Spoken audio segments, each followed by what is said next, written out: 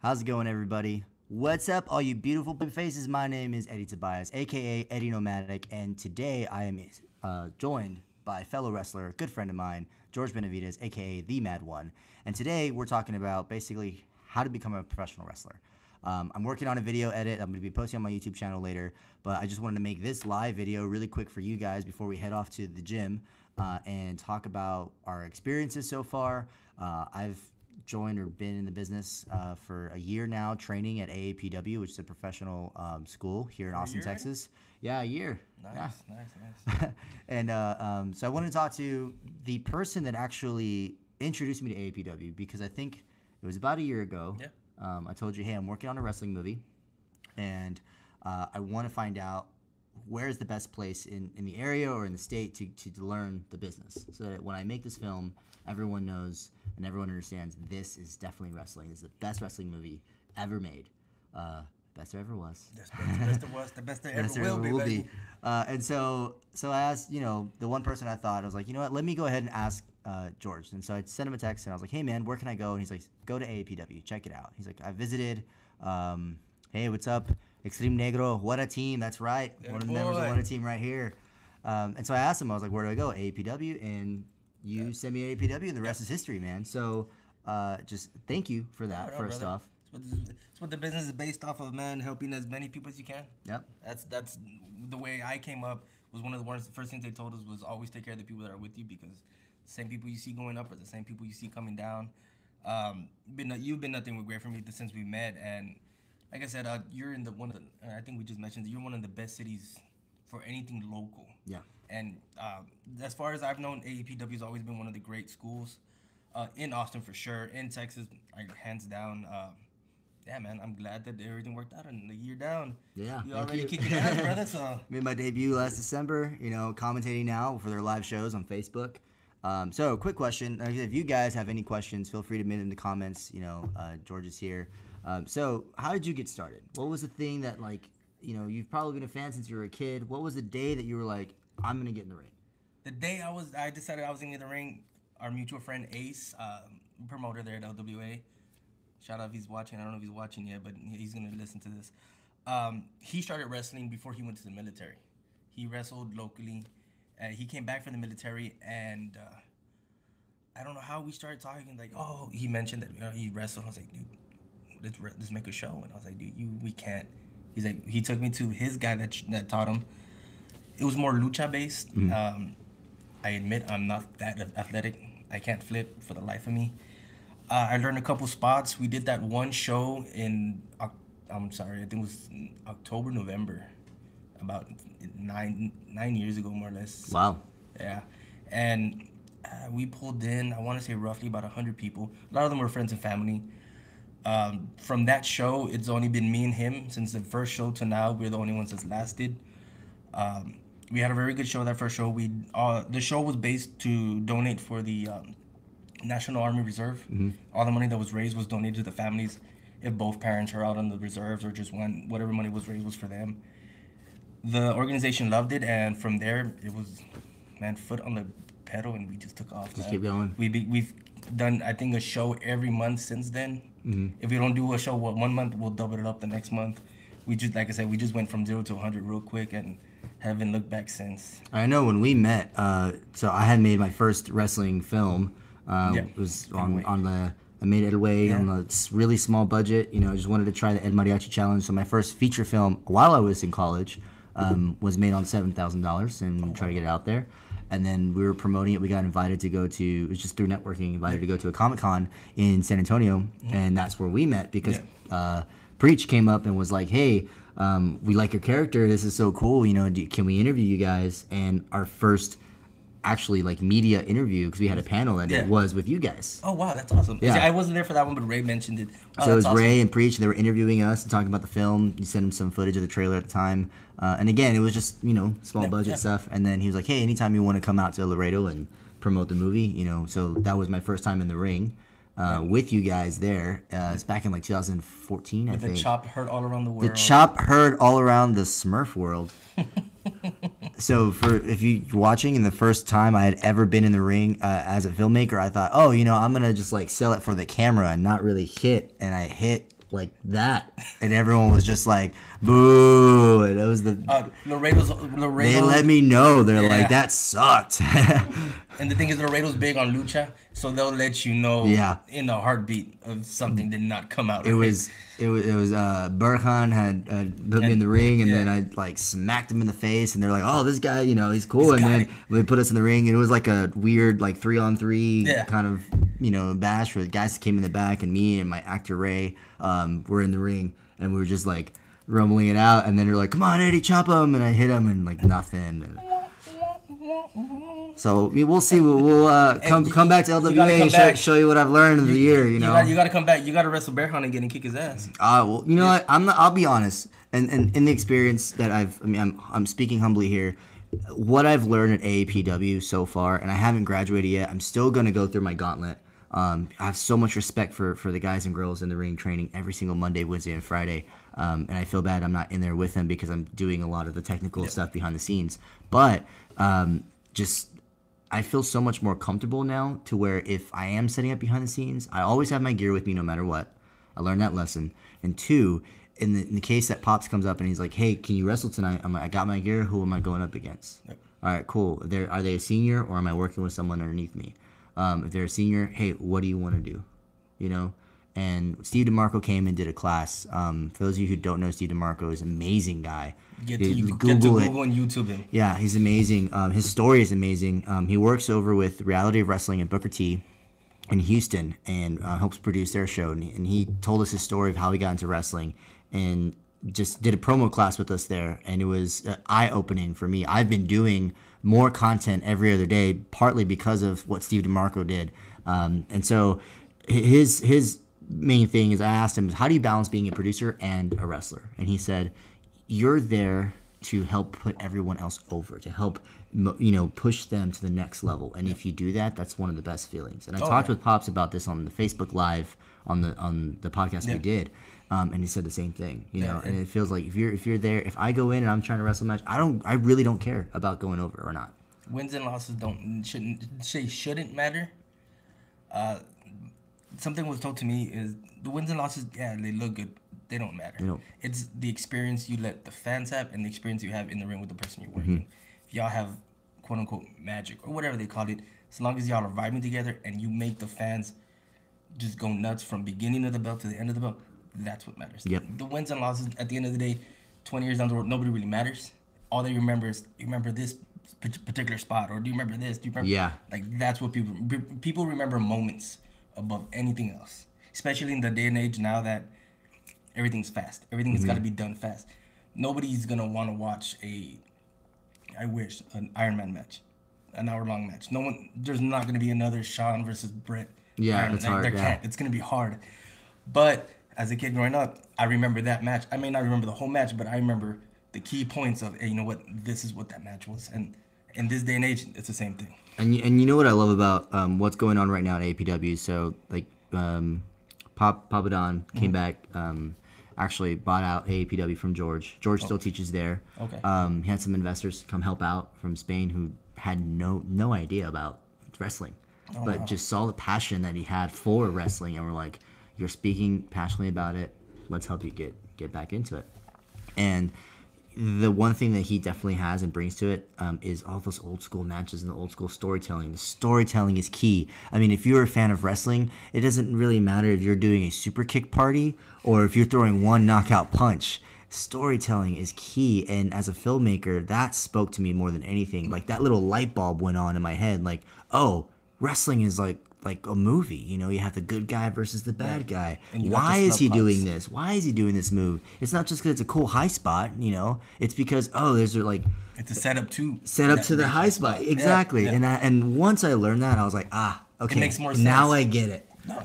And it takes all of us a little bit of time. It took me a couple years to get it, like, oh, that's why we're doing all of this stuff. Like, it took me a minute to get... Yeah.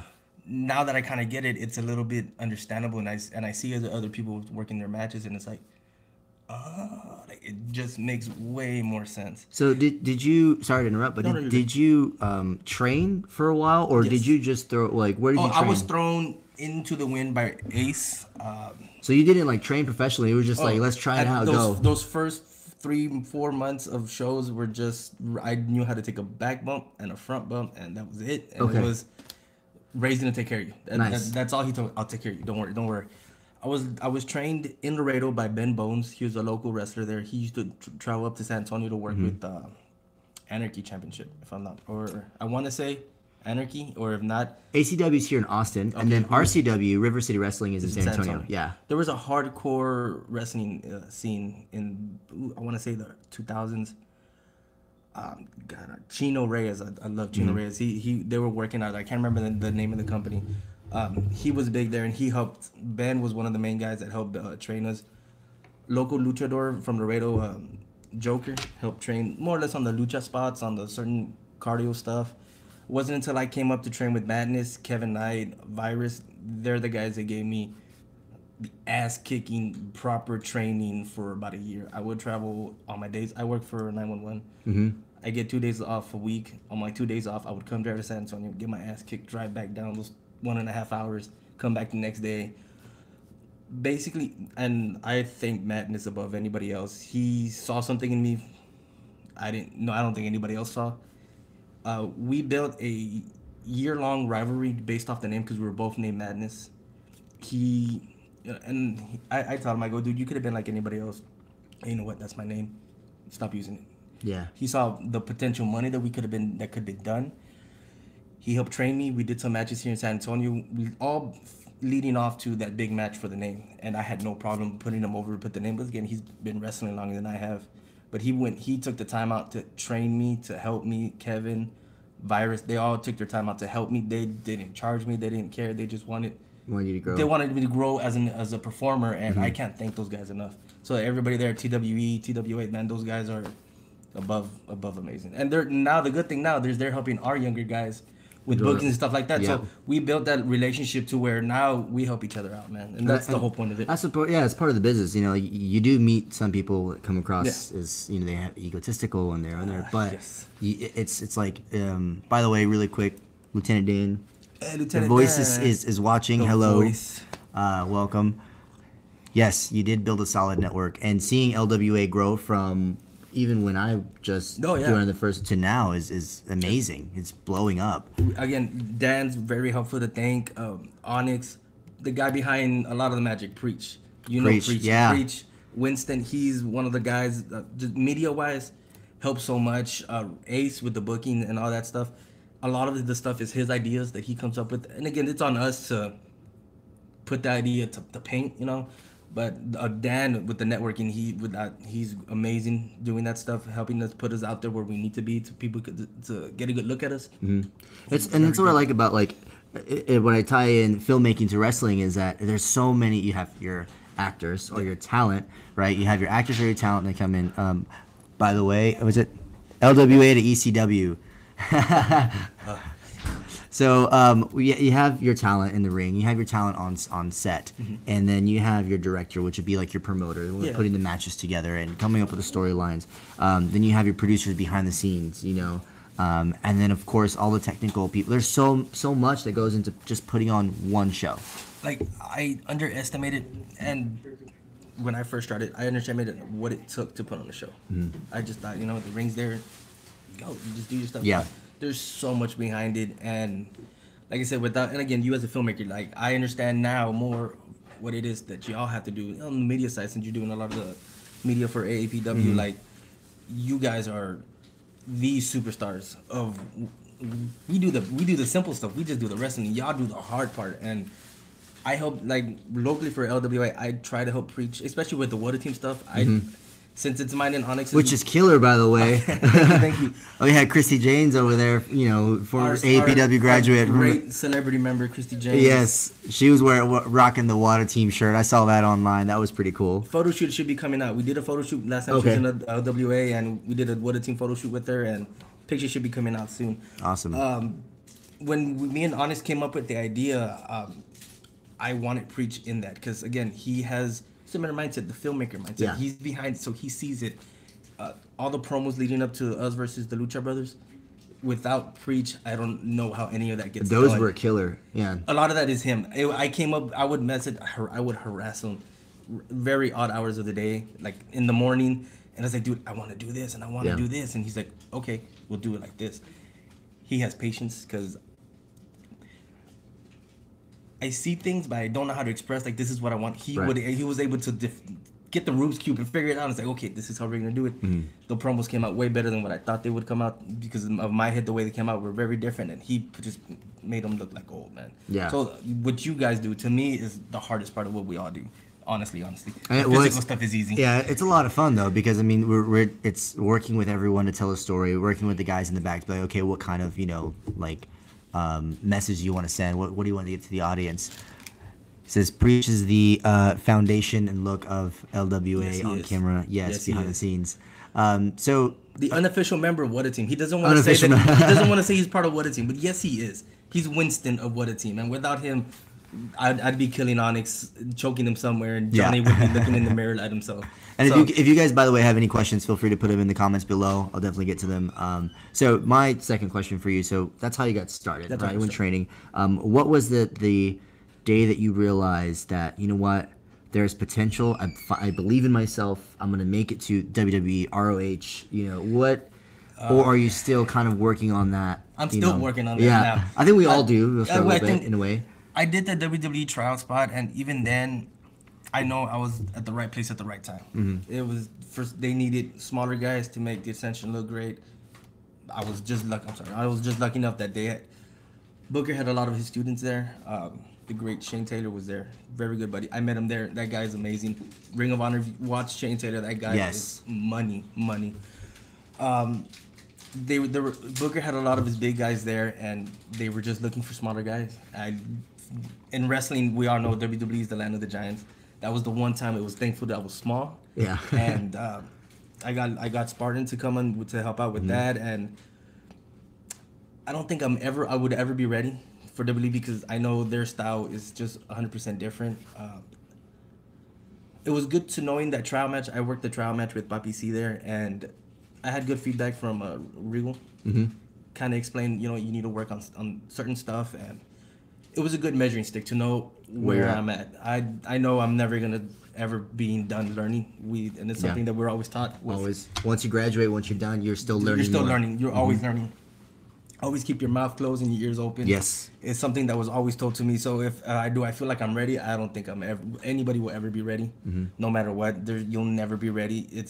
If you're lucky to be at the right place at the right time, take advantage of the opportunities that are given, no matter what. And I think one of the things we talked about, because of course, me, like at first I was like, yeah, I want to do wrestling. I want to be a wrestler. Try to get to the WWE or Ring of Honor, and just thinking, is it really what I want to do? Of course, my first passion is filmmaking.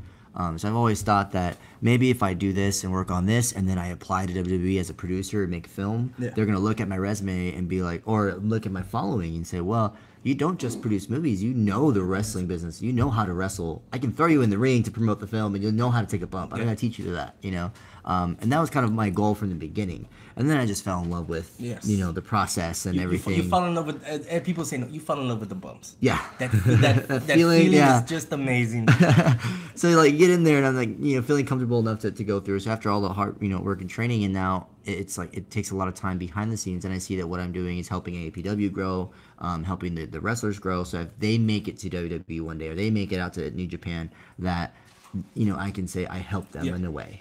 I was a part of that, and that even though if I'm not there, like one of these days I will be sitting next to Corey Graves at the commentary booth, just saying if it's for a day or a week or a spot. But like, mark my words, I will be next to Corey Graves. Are you gonna rock the same hairdo though? I got. You gotta keep the.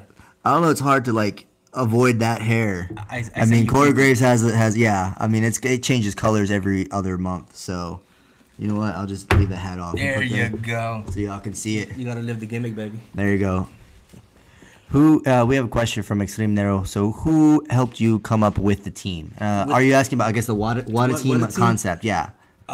Me and Onyx. I want to take full credit, but Onyx helped 50% of what I put in. It came in actually a year ago, last month. It was Menudo Bowl last year. We both had nothing to do storyline wise. Onyx had lost Team Onyx, which was Bearhan and the 30 other people that were in this group. Which I still have his shirt. I'm better than Onyx. I still have the shirt too. Because technically, I was not pinned when I was last there, and he did send the challenge officially there in the ring. Oh, that's true. So I think technically we'll have to talk to Preach, but I might be the only person who's beat Onyx. Oh snap, Onyx! Hey, Onyx, if you're listening, man, we gotta have to deal with this probably in the ring. you're a team member, but hey. Yeah, no, we did the Menudo Bowl and we had nothing. Johnny was there and we said we worked the Renegades. Yep. And Ray was like, "Dude, you want to team up together with Johnny?" I was like, "Yeah, man, why not?" We had a match. We were idiots in the ring. We had fun. Something that they always recommend. Just have fun out there. Mm-hmm. I can honestly say when I'm in tagging with Johnny, I have fun. We think of the funniest spots to do, and we'll go from there. And Joe and Coven were great. They indulged in our stupidity in the ring, and the fans loved it. And I remember we drove back. I drove back to my house. We were celebrating my mom's birthday, and I texted Onyx. I was like, "Hey, what if we team up together, bro?" Yeah. The two unlikely people, because we hated each other storyline wise. Why not?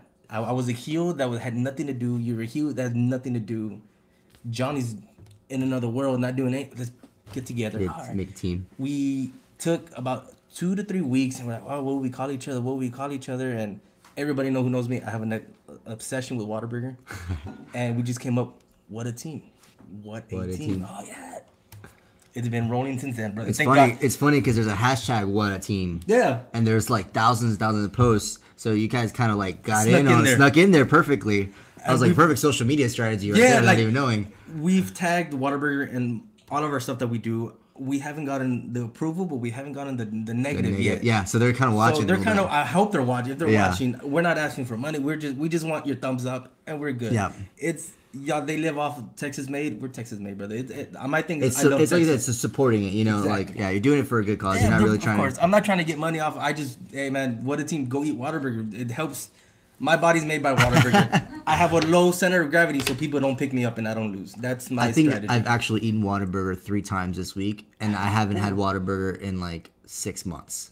Why so long, bro? Well, I have Whataburger after every show just to know I didn't eat like crap the whole week before just to eat. Just eat Whataburger, yeah, just to know you're good. I do the chicken melt though, like the grilled chicken, because it's like it's healthy. You got some veggies and cheese and the bread, so it's like one on there under 500 calories. It's wheat bread. It's healthy. It's pretty good. Yeah, mainly for flavor though. But yeah, it's funny because my little brother and I took him. He's a big sneakerhead. He got me into sneakers. We'll get into sneakers in a little bit. Oh yeah, it's really sweet. So big sneakerhead, and Isaac, if you're from Texas, Whataburger is always a part of you. Absolutely, Isaac. I totally agree. They even tried, California Invasion, the In-N-Outs that have been popping up. I was in Dallas when In-N-Out first came to Texas. I think it was one of the first spots that opened up, and the line was all the way down the highway. And I tried it, and I think there's a photo of me like biting into it, and I was like, first thing I said was Whataburger is better. Yes. I was like, the only other place that I want to say the burgers are good, Freddy's. Freddy's, yeah. I have a thing for Freddy's. And when I come to San Antonio, I try to eat Freddy's as much as I can because it's really good. But Whataburger for life, bro. That should be the tag of our video. Whataburger for life. You know what? We'll go get some Whataburger after this. All right. So as I was saying earlier, you mentioned about your WWE experience. Yeah. I mean, because you and Spartan got a chance. SmackDown Live. SmackDown came. This is before SmackDown Live, but that was a dream for you. Dream come true to be in the WWE ring. Up until the day they showed the episode, I still thought they were going to cut us out. Yeah. Like, I remember I messaged him. Well, we actually had the viewing party at his house. And he's like, "Why are you nervous?" I'm like, what if they edited and just cut our match off and they put another one from something else, from a different city? And he sits there and he's like, "Shut up, that's not funny." I'm like, I'm paranoid, bro. Because you didn't know if it was gonna work or not. Yeah, I saw the video that my family took of the show and I was like, well, we look good, but we don't look that great. Like it could have been better. Like again, we're very critical of myself. I was like, we could have been better. I could have done this different. And you could have screamed like a little girl. Yeah, I took their finish and I was like, I could have backflipped a little bit and kind of like rolled. Like it could have been so much better. And it's like, what if they cut it out last minute? And I was terrified until they actually showed. I was like, It was I good. made the cut. All right, I'm good. Well, it was a learning experience for me because that little bit of it was giving me an inspiration. Like, oh, like it's doable. I mean, if you just right place, right time. I remember you telling me the story that Rage basically just called you up and be like, get here now. You I know? didn't believe him when he called me. The thing is, we had just had a show with Cassandro. Great Love luchador. Cassandro, yeah. Cassandro's amazing. Very helpful. He did a seminar with us and very helpful. And Sin Cara was trained by Cassandro. So when they were in the South Texas area, they called him and they're like, "Hey, do you guys know anybody in Laredo?" Cassandro thought of us in a heartbeat. Yeah. Message Ray and do you have guys? And they needed extras for Adam Rose's character. What are they called? The Rosebuds. The Rosebuds, yeah. So he called me and he's like, "Hey, they need extras." I had just gotten off of work at 6 a.m. So I was in a grumpy mood. So and Ray, you know Ray, he's Yeah. very animated. So he's calling me like at 7 in the morning. I'm like, dude, not today, man. I'm not in the mood. Let me sleep. I was gonna go to the show anyways. I was like, I want to sleep. He calls me 4 times again. I was like, what do you want? He's like, dude, get to the arena now. Yeah. So I drove with my stuff, and I was like, if this dude's joking with me, I'm gonna get so pissed. And once I got there, I'm like, oh yeah, come in. And they're like, what did they call you for? I was like, oh, I was gonna be an extra for the Rosebuds. And he's like, okay, stand here. All the guys were there, and again, I met Shane, and we started talking a little bit. And they're like, do you have your gear? And I was like, well, yeah. And he's like, well, we're gonna do a trial match with Papi C. And I was just like, oh, he's not joking. Oh, damn. Yeah. So I started changing in a hurry. Great experience, man. One of the greatest experiences. I can't Papi C. We met there. Great guy. Helped me look good. The only reason I was able to get that spot was because of him. Because he did the Monday Night Raw before. Is when they would do Monday, then Tuesday. And then was Tuesday would film it, and then they yeah. So he did the Raw before, so he kind of knew more or less what they were looking for. So Papi really helped me out with that. Jason Ayers, which was the ref for WWE, helped out so much. People don't understand how important the refs are. Yes. Until you're there, and he's feeding him like, make sure you work the hard cam, make sure you do this, make sure you do that. He helped a lot. Everybody there, from Sin Cara to the Usos were real nice, very helpful, and calming both me and Spartan down because you could see the nervousness. Yeah. We were in the back right before Gorilla. What did they tell you? Like, what was going on? Well, the Usos were joking with us and playing around with us, and I want to say it was Jimmy was like, "Hey, are you nervous, bro?" And I go, "Yeah, man. Like, I've been in front of TV, but I've never been in front of the whole arena bro." like that." Yeah. He's like, "Just pretend it's just you and the guys, man. Don't worry about it. What do you have to lose?" It kind of relaxed me. Then Vince came down and said hello to us, and my energy level just spiked. I'm nervous as hell. But yeah, I'm man. sure you marked out when you got back in the car. I didn't have a freak out moment. So I think we went to go eat with Sin Cara afterwards, and he left. He took pictures as he left. It wasn't until I got home that it sunk in. Like I was there. Like, Yeah. Oh, like I don't know, we're not supposed to cut, but I was there, man. Yeah. Wow, like since the morning that I got there till I got home at night and I took my stuff off, it was a rush, man. It was like a breeze, and it wasn't until I sat down and Ray's gonna deny it. He had tears in his eye because again, one of his guys, made it. Like we made it, and he told me, he's like, "Dude, we made it." And I was just like, "We haven't made it yet, but we're on the map." So technically, me and Spartan are the only Laredo-based guys to come out on there, or to even be anywhere associated with WWE. So that's something I'm holding on to no matter what anybody says. Anybody can take it from me. It was a great experience having that. I think I spoke to Regal for about 5 minutes based off my match, and some of the greatest advice I've been given ever. Everybody there, Shane, I spoke to Seth for a little bit, and he helped. He was there earlier than I think mostly anybody there. He had damaged his ear before, and he was there, and he saw some of the trial matches, and he gave a little input. Shane was very helpful. Working from a big guy to a small guy, because we were working the Ascension, he kind of helped a little bit, like, and work on certain stuff like that when you're working big guys. And yeah, man, everybody was What was amazing. that process like when you get in there? And because I didn't know I know they do, like, sometimes they do tryouts when they come to the shows, and they just send a bunch of local guys out. Hey, if you want to try outs, so what's that like when they do that first process? I don't know how everybody else got there. I know when I got there, again, I told them, you know what, I was told it was for the Rosebuds, and they were more than helpful. It was like, hey man, put your stuff on, have a trial match. Yeah. Papi was already there, and I was gonna work with Eric Ortiz. He's a independent wrestler in Mexico. Comes up to the valley every once in a while. He had a problem with his shoulder, which they didn't clear him because of that. He's worked a lot with Sammy Guevara. Eric Ortiz, you to him, great luchador. So I was able to work with Papi C, and again, he was there just the day before, so he kind of knew what they kind of wanted to see. So I thank him so much because he kind of helped work the match to where they get to see what they needed to see. We all had 5 minutes. There wasn't a hard cam, but you kind of knew hard cam is on this side. Did you do like a walkout and stuff too, or was No, it just, we were all around the ring. We in there. warmed up. Rico came in. He's like, okay, everybody's got 5 minutes. These are your guys. I don't care who's face, who's heel, who goes over. It doesn't matter. Put on a good 5 minutes, and we'll go from there. How much of the characters did you guys work, or were you just focused on just getting some good, technical wrestling in? I was more on the technical wrestling thing. Okay. Jason, again, a good friend now. He became a very good friend. Was the one there. I decided, I was like, oh, let me be a heel. It's a little bit easier to establish my character so I can get over a little bit. He calmed down to make, because I completely forgot on character. I was like, I gotta make sure the moves look great, because if the moves look like crap, they're gonna tell me, what are you doing? You hurt somebody. So my main focus was the moves, and he was the one reminding me, hey, you're a bad guy. Remember that. Don't forget. Put yourself over. And I was like, oh, that's right. Yeah. So my main focus was the moves. Make sure I didn't get anybody hurt. Make sure everything I did looks crisp.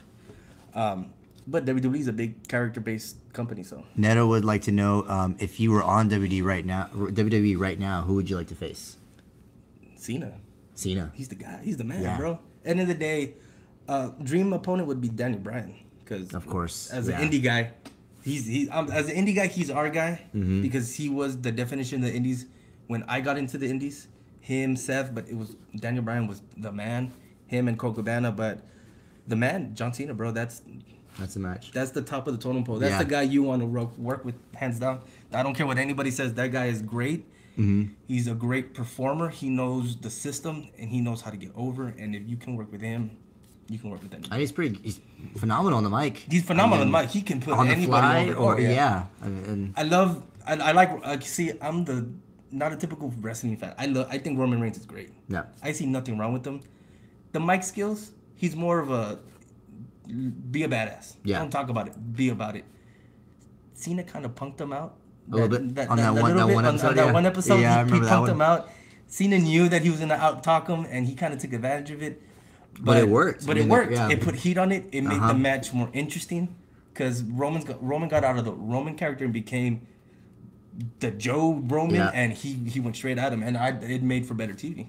So Cena brings the best out of everybody. My opinion. Cena would be Cena and Mad One.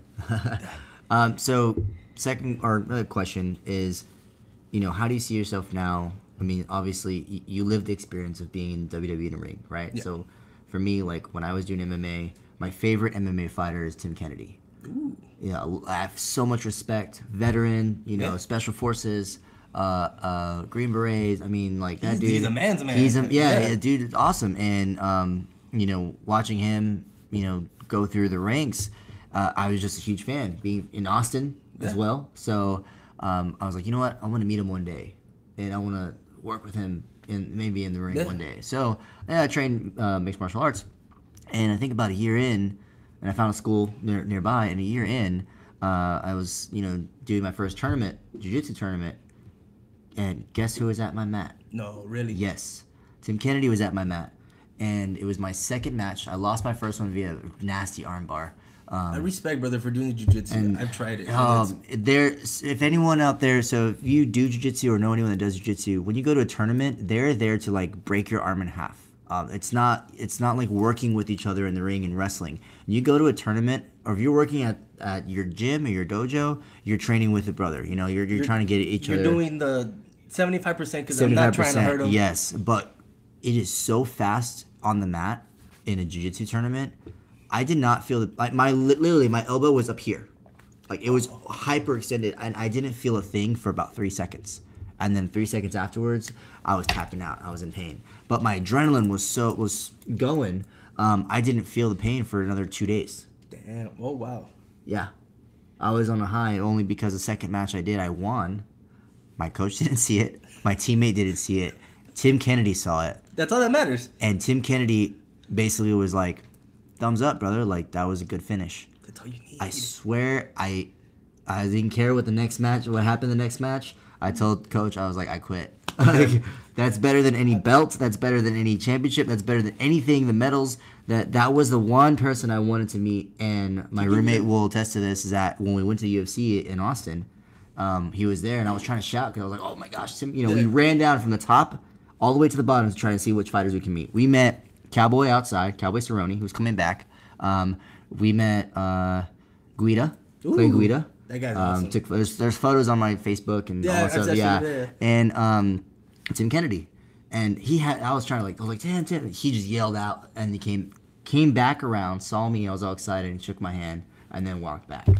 And I had mad respect. And so for him to be at my mat, that was like for me. So I was like, I quit MMA. You know, you're good. Not that I'm scared, not that I fear anything. It was just that for me. That was your goal. That was my goal. So like, do you feel similarly having gone through that experience, or is there like a next tier goal that you really want to go for? Honestly, man, the wrestling for me was a hobby. Still, I personally, my life goal, police officer, but it was a hobby. The goal was always WWE. Always, no matter what anybody says. Anybody that gets into the business is you want to do something with WWE. Right. Have it be on screen, behind the scenes, it doesn't matter. At that moment, and actually before that spot, I had told Ray I wanted to take a break. I was tired. Didn't really want to do it anymore. I don't want to say burnt out, but I was just a little bit tired. It takes a toll on the body, training and stuff like that. At that time, I was training again. I was coming up with madness.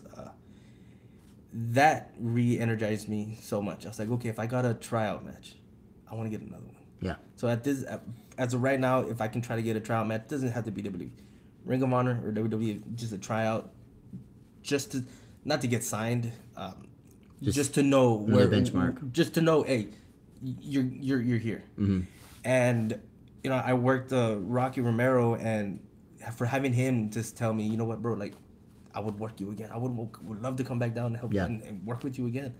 Man, that's because again, to me, that's Rocky Romero, bro. Like that guy's been in all the top companies. WWE wants him as a trainer. That's somebody, dude. Yep. For him to have the enough respect to be like, hey man, I want to work with you. And every time he comes to Wrestle Circus, he knows me by name. He respected me enough to be like, you know what? I like this guy. If I can help him, I want to help him. And not only that, I was able, thanks to you guys, I was actually able to interview him afterwards because I was like, hey, and he's like, and you came up and were like, hey, he's wants to just get a quick video. He was like, yeah, sure, of course. He was such a nice guy. And I'm editing that video now. All my interviews, I've interviewed Cody Rhodes. I interviewed Rocky Romero. I interviewed Sammy Guevara. The best ever. So I have quite a few edits that I'm working on, but it's a little series of just basically like how to be a pro wrestler. Be patient, because the videos will be out there. They'll be out. They'll be soon. I'm off this whole week, and expect a video every single day. So this is the first one, and then tomorrow I got another one. The next day another one. I'm just knocking these out as much as I can. Like you said, being behind the scenes, work, full-time job and doing this. It's passion. Yeah. I'm up till 2:30 in the morning sometimes. And you got to be up at 8. Then I got to be I head up the next day. So he was great. I think experiencing that, being able to talk with him behind the scenes, working with Wrestle Circus just as ring crew. Yeah. And then helping out. I got to see was it Tessa also as well. Why she's not signed, I don't know. She's one of the greatest indie stars right now.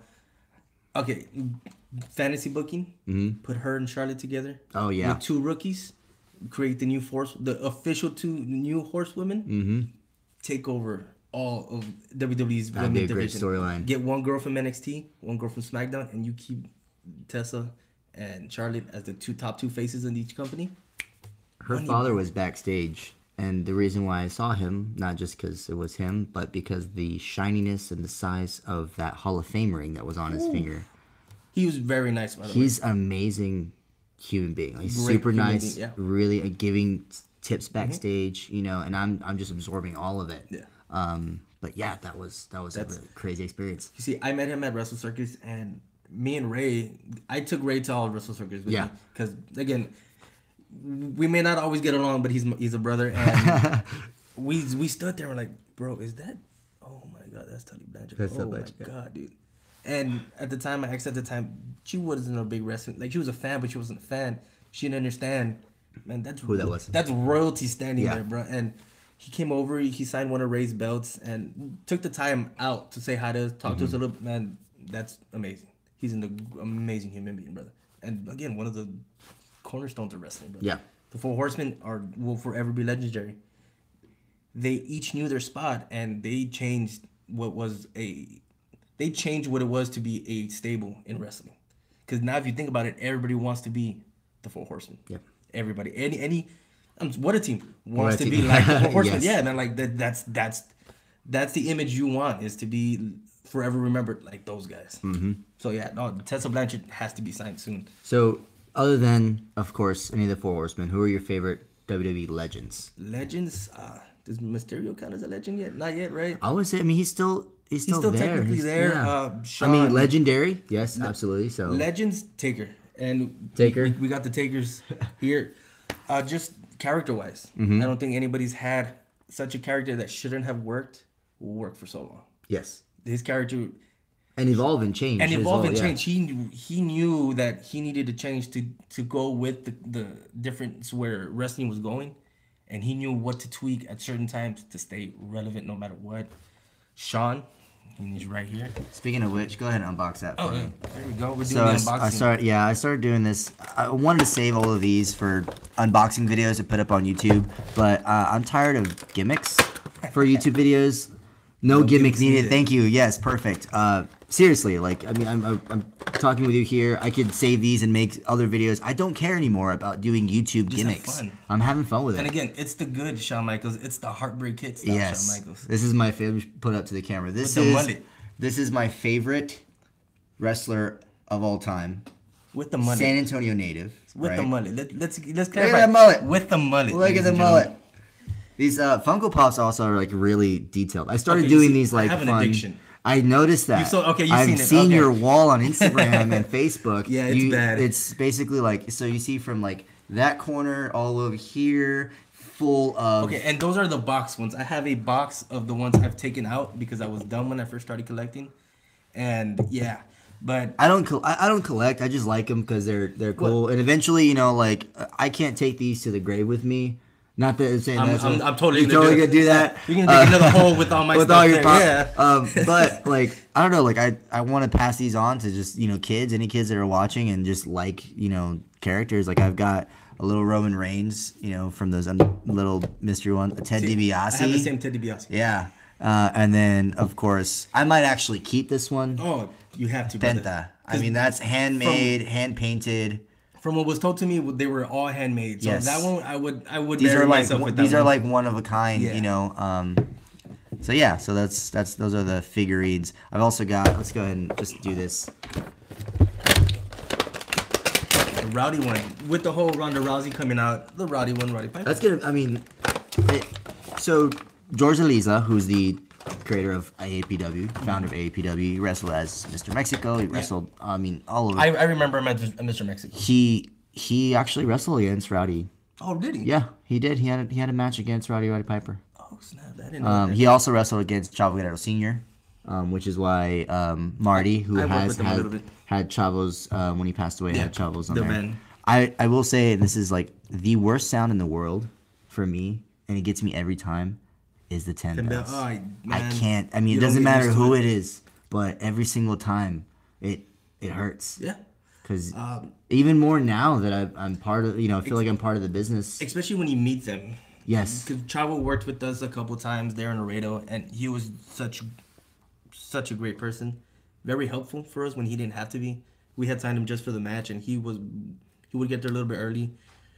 Just to watch and to help. Mm-hmm. Like, very, very helpful. And, again, it hurts. And, again, being from Texas, I grew up with the whole, man, support anything that's Texas. Because I'm big on Texas, man. So if you can support anything that's local, why not? Yep. Why be that guy like, oh, no. And support anything that's local. From El Paso. And, again, he helped a lot of Texas. He was very big in Corpus, very big in Central Texas. It's very painful, and especially those 10 bells, man. You'll never get used to the sound. It's very. I mean, as a kid, very bone chilling. Yeah, like, as a kid growing up, it was the first one was obviously the late great Eddie Guerrero. Okay, so when I growing up, the first ones I heard were Owens. Because I was watching the pay-per-view when it happened. Yeah. And I didn't get it. It wasn't until the day later that they did the 10 bell. I was just like, hit home. Yeah. Okay, I get it. The one that hit home was Eddie, because I was a mega fan of Eddie. Mm-hmm. Watching more than anything, watching the personal videos that they did for that Raw, those Rey Mysterio's Chavitos' Yeah. video are tough to watch. Chris Benoit's videos tough to watch because now that you're in the business, you see the brotherhood that gets built. Mm-hmm. Because again, I'm trusting you with my body, man. Yeah. I know you're not gonna hurt me.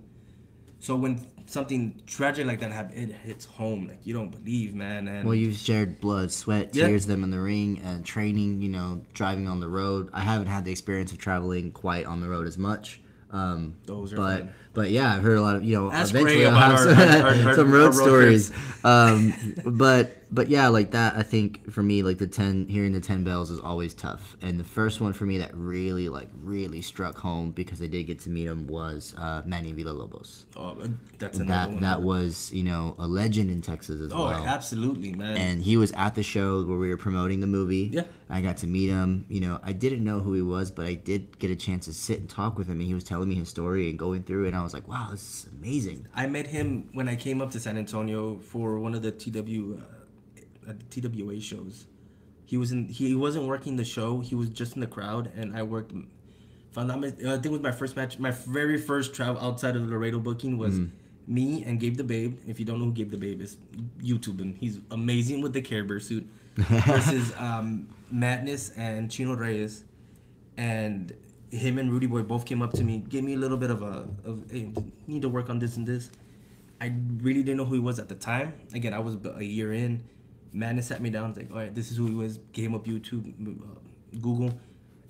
Great person, great human being. We booked him down in Laredo a whole lot of times, in our very first infancy, and he's a great person, man. Yeah. And when he passed, it hurt a lot. Yes. Because he was one of those first guys to believe in LWA, because he didn't have to come down and work for us. He decided to come down and work for us and help us out as much as he could. Because again, he saw something in us that some certain people didn't see, and he was willing to help out. And again, listening to those, and if I'm not mistaken, they just did a tournament for Manny Villalobos in San Antonio, if I'm not mistaken. Wow. So and whenever you see those types of shows, go out and support, Yeah. because it's to keep that legacy alive. I know Corpus is doing one for Chavo Senior. Victory Pro Wrestling, if I'm not mistaken, just did a tournament for him. Like I said, it's not for any. It's just to keep that memory alive. Yeah. Because again, the Guerrero name is a legendary name in wrestling in general. Yeah, man, keep those type of memories alive. And it's exciting to watch some of the matches, old school matches, because I think with my goal with AAPW, with wrestling in general, is like, even if I wrestle, sure, the high flying fun spots are great, but I can get in shape and do all those and learn how to do that, right? But the basics and the storytelling, the old school matches, the old stuff that people haven't seen in a long time, The Dusty Rhodes. that makes it look like new. Yeah. That is what I'm learning at AAPW, and that's what I want to come back and make popular again. Old school meeting new school, merging it all together and creating something completely different. All right, would you agree that Cody is kind of trying to do that? Yes, I would agree. I got not an argument, but it was a heated exchange where like, oh, Cody's overrated. No, bro, Cody's going back. He's working. Yeah. Old school. He's got a little bit of the new school in him, but his storytelling is very old school. Yes. From when he first entered Ring of Honor to his match with Jay Lethal, turning heel. Mm-hmm. It took a minute to get there, but if you watched every house show or TV show that they did, it built up to when he finally flipped and low blowed him. It was oh no. Yeah. And the American Nightmare gimmick has been great, and the way he's been telling the stories as that heel is very, very old school. Mm-hmm. And again, we live in the age where everything's we want that payoff now. Yeah. Man, it's great to see certain wrestlers to be able to do that and take that and have the platform to tell that long story. That's what Jericho and Omega was. Exactly. That's what made it was so a little bit amazing to rushed, watch. but it was planned out so well that, and I hate using the word kayfabe, but the secrecy of Jericho didn't came out and said, "Oh, I'm working." Oh no, man. Right. And he made you and Jericho's one of the last of a dying breed that's like that likes to keep things close to chest, and it's like, I'm gonna tell you when I have to tell you. If not, what's bad about wondering? Is he gonna jump? Is he not? When he debuted in New Japan, everybody's, oh, he's not going back to WWE. Oh my, Vince probably is pissed. And then he came out with the podcast. And then he came back in the podcast, and then he came out on Raw 25. And it's like, you have to understand, Jericho will forever be a WWE guy. Yeah. Because he's invested so much time in that company.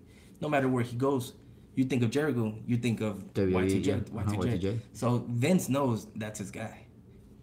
He was able to do a dream match that a lot of us didn't know we wanted to see. Because nobody really spoke Jericho versus Omega till they announced the match. Yeah. And as I got here, we were watching it. Yeah, I was watching it. Yeah. Great fucking match. I'm sorry for the cussing, but it's and I mentioned that match and Cien Almas versus Gargano, top matches of this year, guaranteed. It's gonna be between them two, unless another match in Mania comes out to be and you know which match I'm talking about. Unless that match can come up and sneak up, those two matches are gonna be the top matches of this year, hands down. Amazing. And we're barely in February. I know. So before we leave, because we're gonna head over to the school, I wanna, ask you if anyone's watching and they want to either know exactly 3 key things as a wrestler. If you're gonna start or something, 3 key things to always have in you as moral or as values in the wrestling business. Humility, bro. Be humble. Like I mentioned earlier, the same people you see coming up are the same people you see coming down. Treat everybody with respect. And I teach this to the guys that we have there is the referee is so important.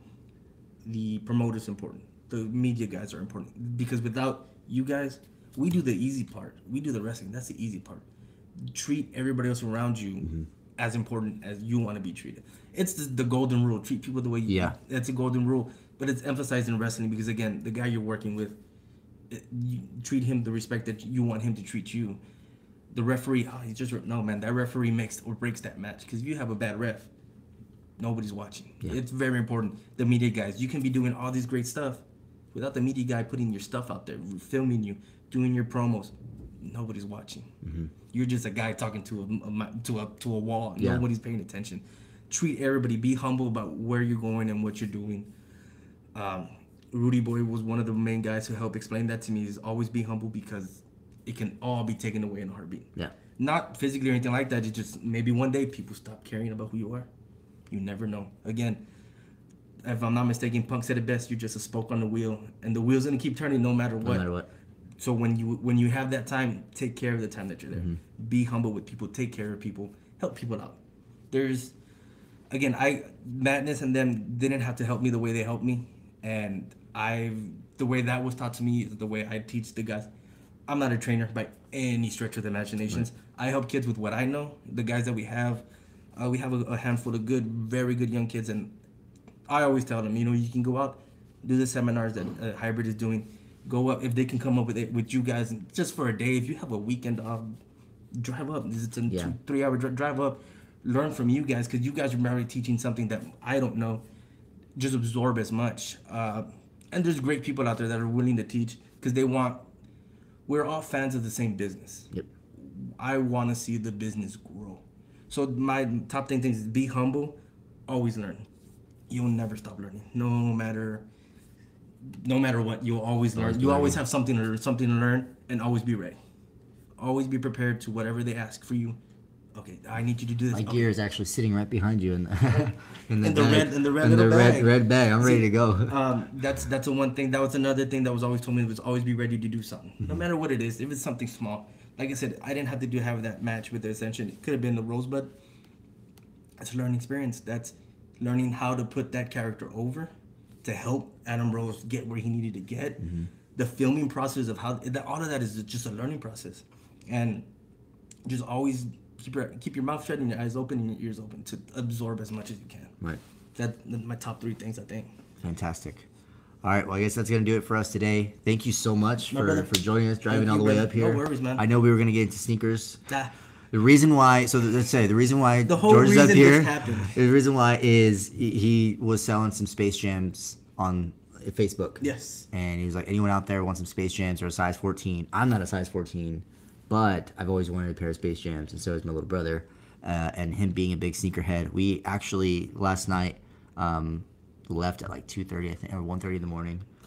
at Whataburger hanging out with Jake Dankleff himself from Date Customs, who did the Whataburger shoes. Yes. Very well known for the Whataburger shoes. Whataburger shoes. So maybe he could make some Whataburger boots. Maybe. Hey. Yeah, I talked to him yesterday. I was throwing that out there. You never know. The possibilities are there. I have some orange and cream SBs. Yeah.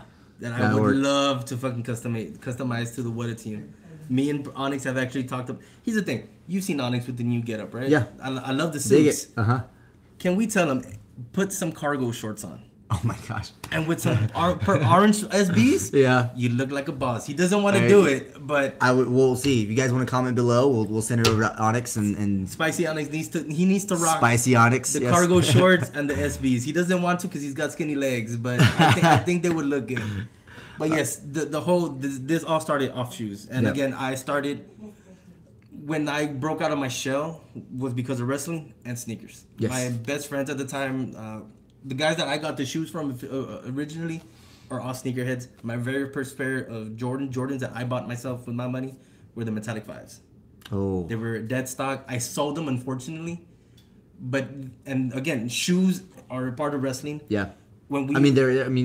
Shane has his customs in there. Jordan, no, wait, did you see the boots that Chris Hero, the Jordan boots that he has? Yes. Oh my God, they're beautiful. But when we booked ACH, we first started talking off shoes because he was wearing the Metallic 5s, and I had just sold them like 2 months before. Former APW. Former APW graduate. There you go, ACH. He wrestled for us, and I was intimidated because he was a Ring of Honor guy. He was one of the big. Oh my God, and he's super humble. And our first conversation was, "Hey man, nice 5s." And I was wearing, if I'm not mistaken, I was wearing my Flu Games. He's like, "Dude, those are badass." And yeah. We've been friends ever since, bro. We've been friends ever since. So sneakers are very, very. It's a way to connect it's a way to make friends. It's a big culture. It's a big culture. I didn't understand the culture until I did the sneaker show here and in Houston. It's an amazing culture, and there's great people there also. So. My little brother turned 18 last week. He's happy birthday, brother. Yeah, he's hooked with wrestling now. We always watched wrestling since a kid. My last year's video that I did, the big one I had, was the Royal Rumble. That was the first pay-per-view I've ever live pay-per-view I've been to. My roommate got tickets to. Shout out to the roommate. Yeah, Alex, who's over there. He got tickets to SmackDown before they went SmackDown Live. We watched Alberto Del Rio's last ever WWE match. It was against John Cena. Yeah. And he just kind of walked around the ring, kind of just threw it away, and kind of milked it. Yeah, and definitely worked the crowd with that. Oh yeah. He won the match. So give Del Rio anything, he knows how to work a crowd. Yeah. I saw him in Laredo at an indie show. I forget who's the company that brought him down. He still knows how to work a crowd, brother. So the exciting thing about we were sitting pretty close, and I was wearing the LA mask. So I brought the LA mask with me, and I was like, yeah, and he literally pointed at me because I was the only one in that crowd with the mask, and it was shiny and gold, and he was like, and then he just like walked away. I was like, I just got acknowledged by Alberto Del Rio. That's good. I was like in the crowd, but that was my first ever WWE live event. So that was 2016, I think. Yeah. Around fall 2016 when they came here to Austin, and then 2017 January was the Royal Rumble. We sat like I think 10 rows back, and I had the best view because I was next to the technical, like all the people. I was right, and I got to see. We got to see Goldberg walk. We got to see Undertaker. We got to see. My only sad part. I didn't see that was my nephew's first pay-per-view. I'm taking him to Mania. Okay. We don't know if Taker's wrestling, but my thing was he was finally going to see Taker's because that's the entrance. Yeah. And he showed up in the ring, and I was just like, no. He ran right by us. We were three seats away when he just like hauled butt to the ring, jumped in, you know, and then the lights come on. I was like, oh, that's how he does it.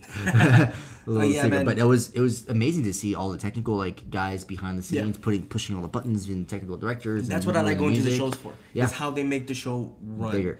Like the big shows are entertaining to watch, but even like if you see the Ring of Honors and you sit on the technical side, you see how they're talking. They're going through. Yes. Everything is very coordinated, and I explained something. It's like WWE, whatever comes out, it is timed to the T. They take care of the time that they have. They're probably the best, if not the only, but the best TV crew. Oh yes, hands down.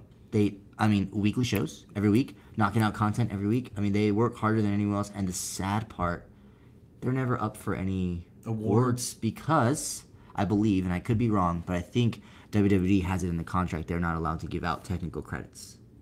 Really? Yes. I did not know They that. have their crew, but recently there was a story, it's rumored, but when their music composer, who was recently let go, rumor has it that he has actually struggled to find work because he doesn't have All the that official credit for all of that music, and he can't use it because it was an old school contract when he signed up. So he didn't own any rights, he couldn't license it, he couldn't do anything. So now he's struggling to find the next big thing because he doesn't have that official credit. Well, Funaki, San Antonio's own Funaki. Yes. Shane Helms came up with the theme song, Funaki theme song. He pitched it to I forget the music guy's name. I want to say it was Jim Johnson, if I'm not mistaken. I think so, yes. Yeah. He wrote some of the lyrics for it, kind of like, this is the way we want it. His thing was, I just wanted musical credit to say, hey, I wrote a song. I wrote a song. And they couldn't give it to him. Right. That's probably the reason. Yep. If you listen to any Shane Helms podcast, he always drops that information that he wrote a song that nobody wants to give him credit for. That's probably why. That's horrible, man. That's something that I think I would like to change in the business a little bit. Because the theme songs are iconic. Yes. And we're not saying like, oh, give us royalties or anything like that. We're saying, credit. but credit, because like, could you imagine watching the daytime Emmys or even prime time? It's prime time, dude. Yeah. Imagine watching the Emmys and Vince McMahon walks up and accepts like 2 or 3. We're gonna miss Raw. We're gonna miss Raw because we're too busy making it too raw. That's why we're gonna miss Raw. Attaboy. Give this man a live mic. Jesus. Hey man, I'm one of the official announcers for AAPW. I gotta make it. We But gotta, I mean, in we reality, gotta get the one that says WWE right here. Right. That's the one that we there want. you go, Neto. Yeah, we're fans, but dude, we're Yeah. gonna make it there one day. So I'll skip it. I always watch it YouTube, off YouTube TV. I mean, you can record it. You can watch it later. You I got always play it DVR, back. Hulu. I mean, there's other things you can do than just watch it live. We're putting in the work to get there. We're trying to get there. Yeah. I mean, you're watching us live right now, so eventually. And we appreciate that. Yeah, For those of thank us you. watching us live, we appreciate it. Thank you so much. But yeah, so that's the credits. I That's think horrible, it'd be interesting to see WWE make official credits for their crew. Because it's a TV show. It is a At the end TV of the show. day, it's a TV show. Whoever directs it, well, I know there's I mean, Vince directors for McMahon each- basically is the director of it. and each segment has their own director. Man, it takes skills because not everybody's a good director of those segments. Like, oh, they give you this segment. You have to be good to be able to get those segments off right. I know Adam Pearce does a lot of the 205 Live now, and you can see the change from when 205 first started to when he takes over. It's like I'm from black to white. It's very different, and people like that need that credit because it's a skill. At the end of the day, working in the back scenes, it's a skill to be able to do stuff like that. And I didn't know that. I didn't know they wouldn't be able to get it. I figured since it's a sports theme show, it's a sports event, basically, that's why they wouldn't get it. Here's the funny thing is that sports announcers are actually considered part of SAG-AFTRA. Really? So, and I learned that this last year that sports announcers, official NBC, all those guys are all the technical crew, anyone NFL and every single other sport is part of it, except WWE. And I could be wrong. If anyone, by all means, please put it in the comments below. Let us know. But I could be wrong. But yeah, there's no credits given to everyone that works in they work so hard. I couldn't do what you do on like commentary. That's hard. Yeah. I don't like the sound of my own voice, and I work for 911, and I hate the sound of my voice. To be able to tell a story, that's skills, brother. Yeah. The fact that Corey Graves was able to translate from wrestler to doing it makes him a phenomenal commentator because he knows what it's been there inside. The fact that you're taking the bumps, you're learning the process, gives you that extra advantage of I know what the process is, so it's very helpful. And we need a revolt petition? or something. Yeah. Something. I don't know how petitions go. Hashtag, they had hashtag times up. Hashtag, give divas a chance. We need hashtag right now. like technical credits needed. Because again, from all the media guys, from directors to cue this, cue that, to the mic people, skills. At the end of the day, those are needed skills that not everybody possesses. Because how many times have we seen commentators in WWE just not make it? Yep. And it's a skill. At the end of the day, I think it's a skill. the wrestlers themselves, man, it's performance art. The fact that they don't get enough credit is a shame. A brother. basic credit, like I said, yeah, being, and I'm assuming it's because we are independent contractors, so we can't be part of a union. Yeah. And that makes total sense. I get it, but what they're sacrificing to get where they're at has to be acknowledged some way. Yes. And I get it, the Hall of Fame is there and stuff like that. Well, we have But the, you we have the never- Slammies, but you never see the backstage people get into Slammy. Hall of Fame. Yeah, or get a Hall of Fame. Yes, or and get a you know what? Slammy. And Yeah, I will that's right. challenge you guys that if you guys want to, like, I'll email.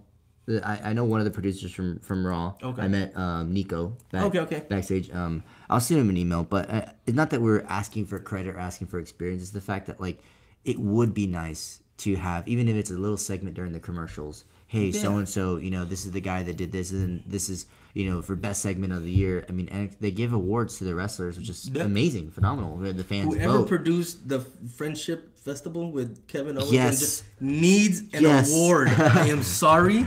That was amazing. That was an amazing segment. It was. That was from last year. That was the best segment that was there.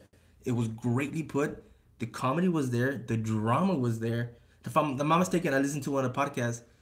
Somebody filmed it to where they didn't want to see the name of Owens in the back. Yeah. And somebody was like, no, it's got to be there. And you have to see Kevin in the back where his face changes. It was filmmaking. Yeah, it was that's filmmaking technique. 101. Yeah. So whoever had that idea, give that man an award. Yeah. Because that's what sold the, like, he's going to turn, like, that was the heart-wrenching, oh no, they're breaking up. That's storytelling 101, bro. We'll work on it, man. I think definitely, everybody in WWE and Ring of Honor, and the guys, they all deserve some sort of credit. Absolutely. And be able to use that credit to move on to the next step. To further the process. And I love what WWE does, and I watch the NXT stories that were on Instagram to first really inside look of what it's like to work out and train and make it in WWE.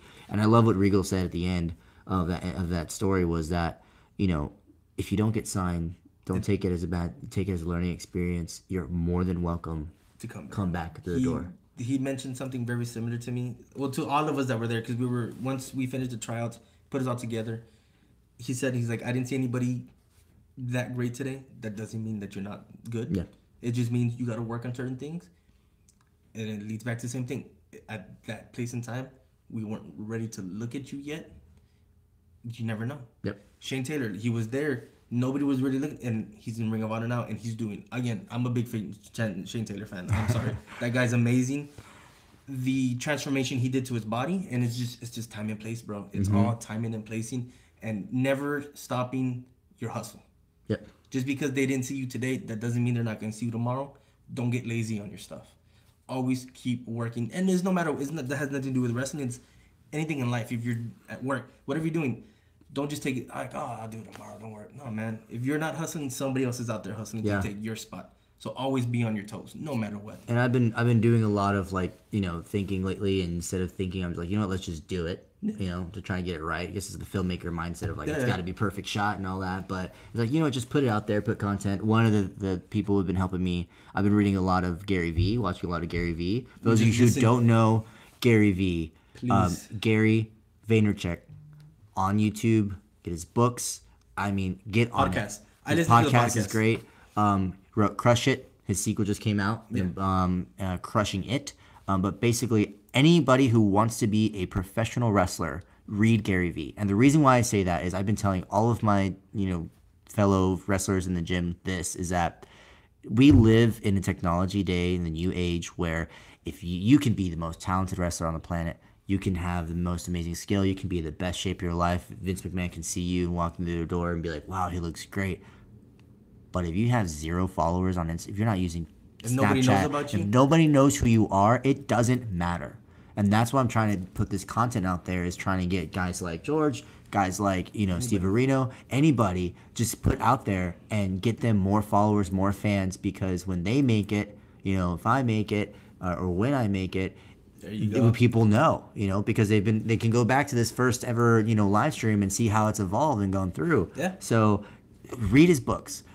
Get active. Start posting stuff every single day. If you don't want to read the books, if reading is not your thing, you said the audiobook. Audiobook, yeah. The audiobooks are great. His YouTube. Just watch some of his you're gonna be intimidated because some of them are 30 minutes, Yeah. an hour. I just listened to an hour keynote, worth the listen, because if you were feeling like, oh, I don't want to do it, that guy's gonna put the fire in your ass to want to do something. And one of his key things is put content out there. Just If they constantly put can't see content. you, they don't know about you. Exactly. I'm So I do a good believer. podcasts, man. I do Instagram videos. I'm posting. I'm starting to get more into Snapchat because that's that target demographic Yes. of the kids that come to y'all shows. Yeah. If LWA doesn't have a Snapchat by now, I highly recommend getting a Oh Snapchat. no, yeah, we got one. AAPW has a Snapchat. I know we don't use it as much, but I'm logging in to try and get it out there. But yeah, get on it. All right, Gary Vee is good to read. That's a first start right there. If you want to listen to an audiobook, I will tell you right now, the audiobook that changed my life in wrestling, that was I was in the, like, what do I want to do with wrestling? I don't really know. This is what I want. I don't want to be a wrestler, but I do want, you know what I mean? You want to be a part of it? I want to be a part of it. No is a 4-letter word by Chris Jericho. Yes. Best, Any of the books, but that one is best, amazing. most recent, best freaking book that I have read. I've listened to an audiobook, Yeah. but the best one about wrestling, recent, it talks about stuff that happened in 2016 all the way up to now. It lights a fire in you like there's no tomorrow. And the lessons that he gives you in that book, like he talks about how James Ellsworth went over. Yeah. It didn't just happen because he's on. There was a lot of work that went into that, and he had a lot of respect because From everybody, from the guys. From the guys. From the guys. He got the most because he went in there and just did his thing, respected everyone. They didn't even know that he had his own wrestling promotion, and he's out there. And so yeah, no is a 4-letter word, and then Crush It by Gary Vee. And if you want to add another one, the Daniel Bryan book. Yes. To me, I have that on my shelf. I bought it the day it came out. Again, the thing is, Daniel Bryan is our guy. Because again, we're from the indie scene. I'm not the biggest guy, bro. I'm 5'7", like 200 pounds, depending if I eat Whataburger that weekend. it varies, but I'm not the biggest guy, and he's my body figure. Like he's him and Rey Mysterio. Yeah. And I got to meet Rey Mysterio finally after all these years. I got to saw meet that, him, yeah. and that was just amazing. So to see guys like him and reading that book, if that doesn't light a fire in your ass, coming from a guy who drove from Seattle to San Antonio, and I remember seeing the posters for Sean's school and the shows that they were doing, and again, I remember the mask. Yeah, everybody. I have a pin of the mask there, and that book, if that doesn't light a fire in your ass to want to do it. If you're in the scene, if you're wrestling, and if you're one of those wrestlers like, oh yeah, I train, I barely train, or I barely go to the gym. If you're not trying to be number one, man, I don't know what you're trying to do. Like that was again something that was told to me is like if you're not trying to be the best out there, you're wasting time. If I'm mistaken, Cena says that a lot. Yeah. So try to be the best. Be humble about it because again, without you, if we're working together, Right. without you, I can't do what I do. Without me, you can't do what I do. Media wise, without you doing what you're doing, I can't get my stuff out there. So be humble about it, but want to be the best. Want to learn to be the best. So Daniel Bryan's book, Gary Vee, and then No is a No is a 4-letter word. And if you want to watch a video, because if you're watching right now, or later on in this rebroadcast, and you're doubting yourself as far as am I gonna make it as a wrestler? Do I have what it takes? And you just started training. Am I too old? That's another question, right? Watch Diamond Dallas Page's Hall of Fame speech. Yeah. Oh yeah. Watch his speech. The one thing that sticks out to me more is that he went to Dusty and he was like, I don't think they're gonna give me the shot.